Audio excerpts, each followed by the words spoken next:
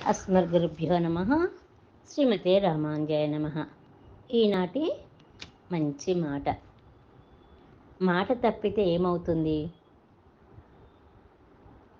చాలా చోట్ల ఉద్యోగాలకు ప్రయత్నాలు చేసి విఫలమయ్యి ఒక నిరుద్యోగి ఒక అర్చకుడి సలహా మీద ఒక గుడికి వెళ్ళి దేవుణ్ణి ప్రార్థించాడు. స్వామి, నాకు ఉద్యోగం వస్తే నా జీతంలో నుంచి 10% నీ హుండీలో వేస్తానంటాడు. నాకు వచ్చే గురువారంలోగా ఉద్యోగం వస్తే అది నీ దయ వల్లే వచ్చిందని కూడా రుజువు అవుతుంది నాకు. అతని గురువారానికల్లా ఉద్యోగం వచ్చింది.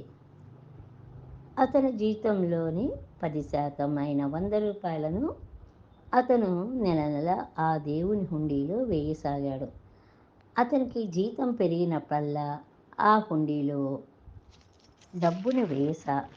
డబ్బుని కూడా పెంచసాగాడు. చివరికి ఒక నెల 500 రూపాయలు వేశాడు. కానీ కొద్ది రోజుల తర్వాత అతను హడావుడిగా అర్చకుడి దగ్గరికి వచ్చి అడిగాడు, నేను దేవుడికి ఇచ్చిన మాటలో నుంచి బయటపడటం ఎలా అని. ఎందుకని అడిగాడు అర్చకుడు.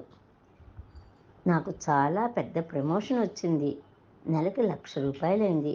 నేను 100, ఎక్కువ అంటే 500 అయితే వెయ్యగలను, కానీ చూస్తూ 10,000 తెచ్చి వెయ్యలేను కదా. నీ సమస్యకు పరిష్కారం చూపించమని ఆ దేవుడినే వేడుకో సలహా ఇచ్చాడు అర్చకుడు. అతను దేవుణ్ణి అర్చకుడు చెప్పినట్లుగా ప్రార్థించి వెళ్ళాడు. మన్నాడు అతనికి ఉద్యోగం మళ్ళీ ముందు స్థానంలోకే బదిలీ అయ్యింది. అతడు మొత్తం ఎంత వెయ్యగలడో అదే జీతం అందుకోసాగాడు.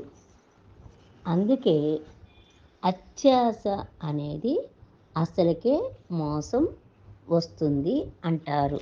జై గోవింద.